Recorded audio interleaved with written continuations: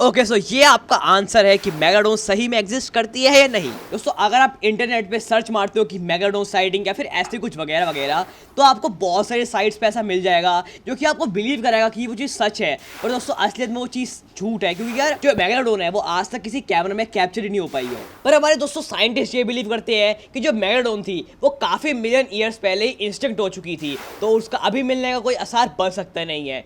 पर दोस्तों क्या अभी भी ओशन के डीपेस्ट पार्ट्स में मेगाडोन अलाइव हो सकती है? आज की वीडियो में हम बस वही जानने वाले हैं, तो चल चलते हैं हमारी आज की वीडियो की तरफ।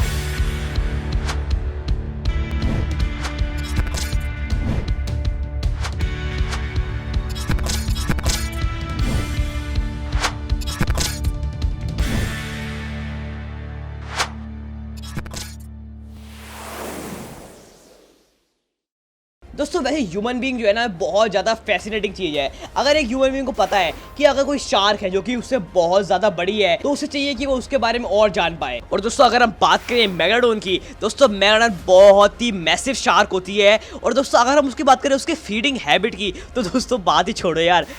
और दोस्तों हम ये अनुमान लगाते हैं कि अभी भी अगर मेगाडोन अलाइव है और वो किसी ओशन के पार्ट्स में है, तो अब तक यार वो स्पॉट हो जानी चाहिए ना। पर दोस्तों अगर वो रहती है हमारे पूरे ओशन के डीपेस्ट पार्ट में और साथ ही साथ हमारे अर्थ के भी डीपेस्ट पार्ट में, जिसका नाम है मरियाना ट्रेंच, तो मैं गारंटी दे सकता नहीं। दोस्तों बहुत सारे अभी भी साइंटिस्ट ये बोलते हैं कि यार मेगाडोन एग्जिस्ट करती ही नहीं थी। पर दोस्तों हमको ये पता है कि जो मेगाडोन थी वो हमारे ओशन को रोम किया करती थी जैसे नॉर्मल शार्क्स करती है 27 मिलियन ईयर्स अगो। और दोस्तों हमारे पास उनके ऐसे फॉसिल्स भी हैं उनको प्रूव करने के लिए कि वो पहले एग्जिस्ट करती थी। दोस्तों जब पहली बार लोगों ने इनकाउंटर किया था ऐसे फॉसिल्स को, तो उन्होंने ये बिलीव किया था कि ये रॉक्स होंगी जो कि मून से हमारे अर्थ पे आ चुकी हैं। पहले दोस्तों सब लोगों ने ये बिलीव कर लिया था, पर जब साइंटिस्ट ने इस पर रिसर्च करी आगे आगे, तो उन्होंने उस फॉसिल्स को पहले लिंक किया शार्क से और फिर शार्क से कर दिया मेगालोडॉन से। और दोस्तों उस टाइम पे मेगालोडॉन इतनी बड़ी शार्क थी कि वो ओशन को टेररिस किया करती थी।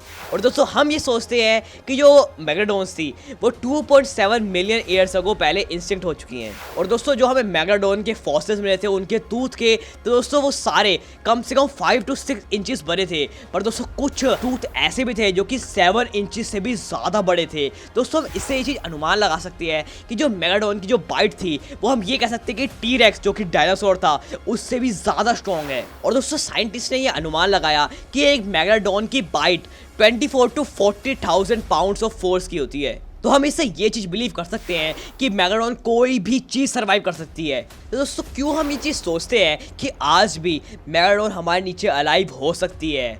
अब क्या ऐसा कुछ पहले भी हो रखा है? तो इसका आंसर है यस। अ जाइंट स्क्विड, जिसको लोग पहले माना करते थे कि ये एक मिथिकल क्रिएचर है, या फिर कुछ लोग ये मानते थे कि ये बहुत टाइम पहले एक्सटिंक्ट हो चुकी है। पर दोस्तों धीरे धीरे साइंटिस्ट को बिलीव होने लगा कि यार ये एक्सटिंक्ट नहीं होगी। क्यों? क्योंकि दोस्तों जो भी सारे जानवर, जो भी वेल्स सी शोर पे आया करती थी, उनके बॉडी में कुछ ऐसे मार्क्स थे जो कि सिर्फ जाइंट स्क्विड के ही हो सकते हैं। और कुछ टाइम बाद वर्ल्ड को पहली बार एक जाइंट स्क्विड की झलक दिखी जब एक जापानीज टीम ने 59 फीट नीचे एक जायंट स्क्विड को अपने कैमरा में कॉट कर लिया, जिसका वेट था 19 टन से भी ज़्यादा। तो इससे दोस्तों हम ये कह सकते हैं कि अगर एक जायंट स्क्विड एक ह्यूमन से 100 सालों से छुपी पड़ी है, तो क्यों मेगालोडॉन भी छुपी नहीं हो सकती? और दोस्तों मैंने आपको अभी बताया कि जो मेगालोडॉन की बाइट होती है वो बहुत ज़्यादा स्ट्रॉन्ग होती है, यहाँ तक कि टी-रेक्स भी उसकी बाइट से कोई मुकाबला नहीं कर सकता। और दोस्तों अगर हम बैटल करें टी-रेक्स और मेगालोडॉन की, तो दोस्तों आप ये कह सकते हैं कि जो टी-रेक्स होता है वो बहुत ज़्यादा बड़ा क्रिएचर है, आपने देखा होगा यार मूवीज़ में। तो आप ये कह लीजिए कि जो टी-रेक्स है उससे 3 गुना बड़ी हो सकती है एक मेगालोडॉन शार्क। आओ चलो ईस्ट चलते हैं पैसिफिक ओशन के अंदर, जहाँ पे मरियाना ट्रेंच है। और आओ उससे भी डीप चलते हैं मरियाना ट्रेंच के चैलेंजर डीप में, जो कि पूरे ओशन का सबसे ज़्यादा डीपेस्ट पार्ट है और दोस्तों हमारे पूरे अर्थ का डीपेस्ट स्पॉट है। दोस्तों हम ये कह सकते हैं कि क्या मेगालोडॉन वहाँ पे रह रही है बिना किसी को पता चले? तो मैं तो मानता हूँ कि हाँ। दोस्तों अगर हम बात करें मरियाना ट्रेंच के थोड़े गहराई के बारे में, दोस्तों जो मरियाना ट्रेंच होती है उससे गहराई में पूरी डार्कनेस है। तो अगर कोई बंदा एक्सप्लोर वहाँ पे करने जाता है तो उसको ये ढूंढना कि वहाँ पे सही में कोई मेगालोडॉन है वो बहुत ज़्यादा मुश्किल है। और वहाँ पे जो पानी का प्रेशर है वो 16 टन से भी ज़्यादा का है। अब दोस्तों आप ये चीज़ जरूर सोच रहे होंगे कि यार इतने डीप ओशन में आज तक कोई गया भी है? तो इसका आंसर है दोस्तों हाँ। पर दोस्तों गए सिर्फ 3 लोग ही हैं। 2 बंदे जो कि 1960 में गए थे जिनका नाम था जैक्विस पिकार्ड और डॉन वॉल्व्स, और अगला बंदा जो कि 2012 में गया था जिसका नाम था जेम्स कैमरामैन। और दोस्तों जो 2 बंदे 1960 में गए थे उन्होंने दोस्तों ये चीज़ क्लेम की थी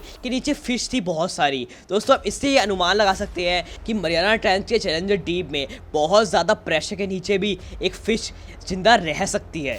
दोस्तों हमारी आज की वीडियो के लिए बस इतना ही। दोस्तों ये हमने कवर कर दिया इसका पार्ट 1। दोस्तों इसका पार्ट 2 में हम पूरा कवर कर देंगे मैराडोना के सारे रास्ते के बारे में। तो दोस्तों प्लीज़ हमारे चैनल को सब्सक्राइब कर देना, इस वीडियो को लाइक कर देना। दोस्तों मैं इस चैनल पे ऐसी बहुत सारी वीडियोस लाने वाला हूँ, तो प्लीज़ बेल आइकन दबाना मत भूलना और मुझे ब्लेस करना इस वीडियो को शेयर करके। दोस्तों बाय।